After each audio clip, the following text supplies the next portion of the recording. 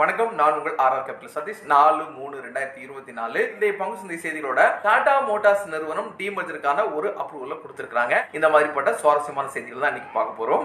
Saturday special trading பிறகு இன்னைக்கு தொடங்கின இந்திய பங்கு சந்தைகள் ஓரளவு பாசிட்டிவா இருந்துன்னு சொல்ல முடியும். நிப்டியும் பாசிட்டிவா க்ளோஸ் ஆயிருக்கு, சென்செக்ஸும் பாசிட்டிவா க்ளோஸ் ஆயிருக்கு. 57 பாயிண்ட்ஸ் நிப்டிலையும் 66 பாயிண்ட்ஸ் சென்செக்ஸ்லயும் பாசிட்டிவா இருந்து நம்ம பார்க்க முடிஞ்சு. 158 பாயிண்ட்ஸ்க்கு மேல பேங்க் நிப்டி பாசிட்டிவா இருந்துச்சு. அரௌண்ட் 291 பாயிண்ட்ஸ் ஐடில டவுன் ஆகியும் முடிஞ்சிருக்கு. பிக்ஸ் ஏறத்தாழ 14.9 க்ளோஸ் ஆயிருக்கு. நிப்டில லிஸ்ட் ஆகக்கூடிய நிறுவனங்கள் 650 நிறுவனங்கள் இன்னைக்கு பாசிட்டிவா இருந்ததை பார்க்க முடிஞ்சு. 1466 நிறுவனங்கள் நெகட்டிவா க்ளோஸ் ஆயிருக்கிறதை நம்மளால பார்க்க முடிஞ்சிச்சு. பிஎஸ்சி கம்பெனிஸ் இன்னைக்கு நல்லா பாசிட்டிவா இருந்துச்சு. NTPC, ONGC, power grid corporation, Indian oil corporation, HDFC life எல்லாம் இன்னைக்கு பாசிட்டிவா இருந்ததை பார்க்க முடிஞ்சிச்சு. Motor, JSW steel, Mahindra and Mahindra, IRFC, SBI life, Britannia எல்லாம் நெகட்டிவா இருந்ததை நம்ம பார்க்க முடிஞ்சிச்சு. டிவிடெண்ட் ரெக்கார்ட் டேட்ல பாத்தீங்கன்னா 6ஆம் தேதி டிசிஎம் ஸ்ரீராம், மேரிகோ இந்த ரெண்டு நிறுவனங்கள் இருக்குது. இந்த நிறுவனங்களை ஹோல்ட் பண்றவங்க கொஞ்சம் போர்ட்போலியோ செக் பண்ணிக்கோங்க.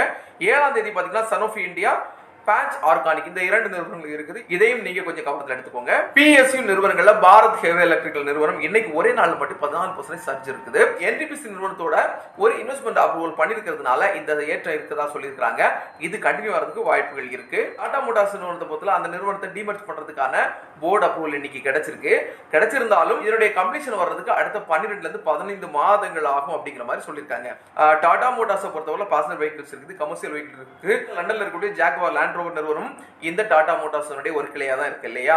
இதுல பாத்தீங்கன்னா பாசஞ்சர்ஸ் வெஹிக்கிள் செப்பரேட் ஆகும், கமர்ஷியல் வெஹிக்கிள் செப்பரேட் ஆகும் பிரிக்க போறாங்க.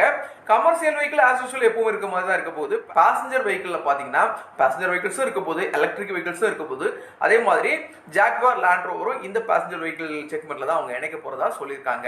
அப்போ இனி வரக்கூடிய நாட்கள்ல இந்த டீமர்ஜருக்கான வேலைகளை அவங்க தொடங்கிடுவாங்க.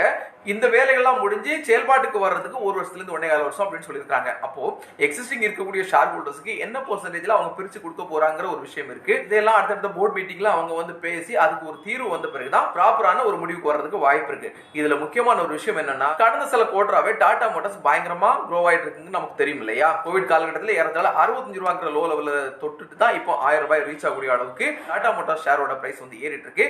அதுக்கு முக்கியமான காரணம் பாத்தீங்கன்னா, டாடா மோட்டார்ஸ் நிறுவனத்துடைய மாதாந்திர சேல்ஸ் எவ்ரி மந்த் ரைஸ் ஆயிட்டே இருக்கு, கன்சிஸ்டன்சியா இருக்கு. இது முக்கியமான காரணமா பார்க்கப்படுது.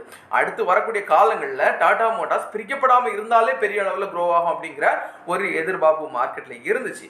இதெல்லாம் கருத்துல எடுத்து தான் இந்த டிசிஷன் எடுத்திருப்பாங்கன்னு சொல்லி நம்புவோம். வரக்கூடிய நாட்கள்ல இது ப்ராப்பரா லைவ் பாசஞ்சர் வெஹிக்கிள் தனியாகவும் கமர்ஷியல் வெஹிக்கிள் தனியாகவுமே சைன் பண்றதுக்கு அதிகமான வாய்ப்பு இருக்கு. இன்றைய பங்கு சந்தை சார்ந்த செய்திகள் மற்றும் தகவல்கள் உங்களுக்கு தெரிவிச்சிருக்கிறேன். இந்த செய்திகளும் தகவல்களும் உங்களுக்கு பயன்படும் நினைக்கிறேன்.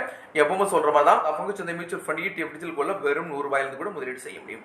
இந்த மாதிரிப்பட்ட எளிய முதலீடுகள் இருக்குங்கிறது எல்லா மக்களுக்கும் போய் சேர்ந்த நோக்கத்துல தான் இந்த செய்தி தொகுப்பு உருவாக்கப்பட்டிருக்கு. உங்களுக்கு இந்த செய்தி தொகுப்பு பிடிச்சிருந்தா லைக் பண்ணுங்க, கமெண்ட் பண்ணுங்க, சப்ஸ்கிரைப் பண்ணுங்க, ஷேர் பண்ணுங்க. இது முழுக்க எஜுகேஷனல் பர்பஸ் தான். உங்களுடைய பங்கு சந்தை சார்ந்த முதலீடுகளை நீங்க எடுக்கிறதுக்கு முன்னால உங்களோட முதலீட்டோட ரிஸ்க் என்னங்கிறத உணர்ந்து அதற்கேற்றபடி முதலீடு செய்யுங்க. நன்றி.